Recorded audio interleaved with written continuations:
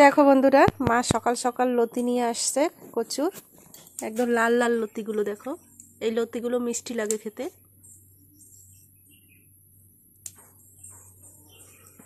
আজকে এই লতি দিয়ে তরকারি রান্না হবে। দেখো বন্ধুরা, আমি লাল লতি আর এগুলো সমুদ্রের লাল মাছ, আজ এটা ঝোল করব। এটাতে কোনো মশলা দেব না, এই লতিগুলোর নিজস্ব একটা স্বাদ আছে, মশলা দিলে সেই স্বাদটা নষ্ট হয়ে যায়। আমি শুধু এটাতে কাঁচা লঙ্কা, পাকা লঙ্কা আর রসুন ফোড়ন দিয়ে এই রান্নাটা করব। তো আগে মাছটাতে আমি নুন হলুদ মেখে নিয়েছি, এখন এটা আমি ভেজে নেব। দেখো আমি কড়াইতে তেলটাও দিয়ে দিয়েছি, তেলটা গরম হয়ে গেছে।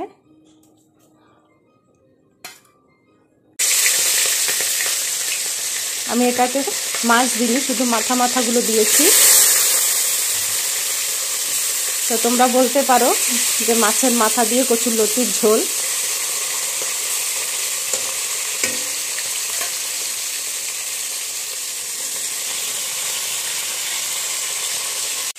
দেখো আমার মাছটা ভাজা হয়ে গেছে, আমি এখন এটাকে নামিয়ে নেব। তো আজ তোমাদের সঙ্গে একটা ভালো জিনিস আমি শেয়ার করব, তোমাদের কেমন লাগবে জানি না।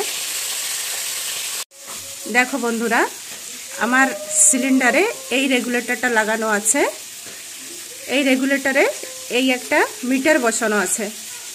এটাতে দেখো একটা রেড পোর্শন আছে, একটা গ্রিন পোর্শন আছে, আর একটা ইয়েলো, আর একদম শেষে ছোট করে একটু ব্লু পোর্শন আছে।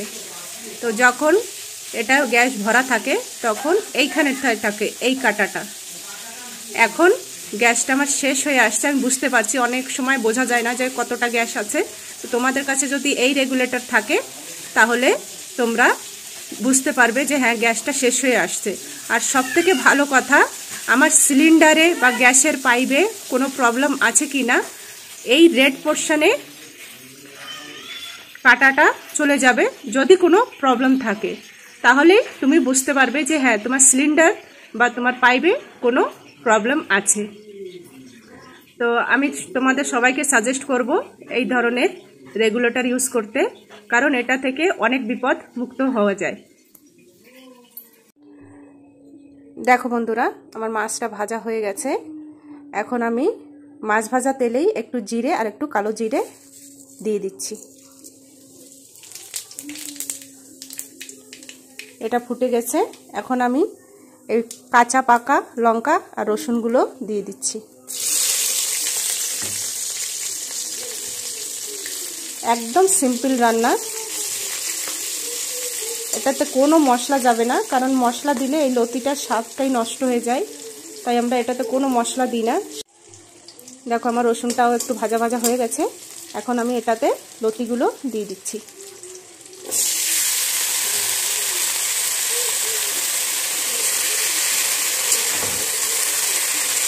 এবার আমি এটাতে একটু হলুদ দিয়ে দেব,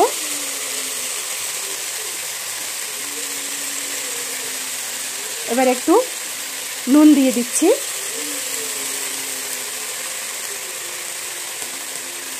এই লতির রান্নাটাতে ঝাল লবণ একটু চড়া দিতে হয়, তাহলে ভালো লাগে খেতে। ভালো করে একটু নেড়ে চেড়ে তারপরে আমি এটাতে একটু জল দিয়ে দেব।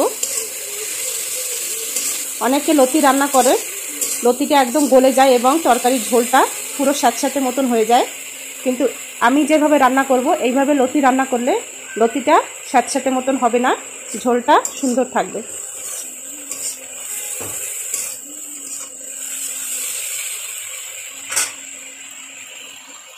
আর একটু আমি লতিটা ভেজে নেব। দেখো বন্ধুরা, আমার লতিটা ভাজা হয়ে গেছে, এখন আমি এটাতেই মাছগুলো দিয়ে দিচ্ছি। মাছটা দিয়ে একটু নেড়ে চেড়ে এবার আমি এটাতে জল দিয়ে দেব।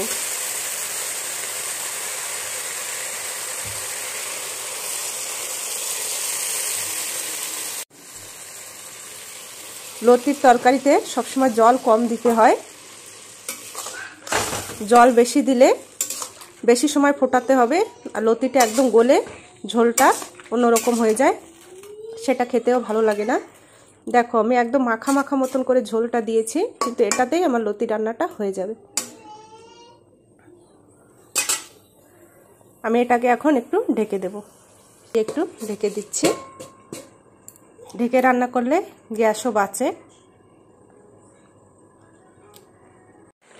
দেখো বন্ধুরা, আমার রান্নাটা হয়ে গেছে। দেখো ঝোলটা একদম স্যাঁতস্যাঁতে হয়নি।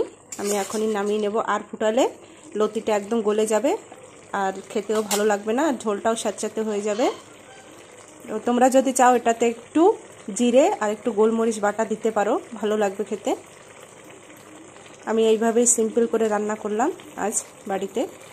আমি তরকারিটা এখন নামিয়ে নেব, হয়ে গেছে।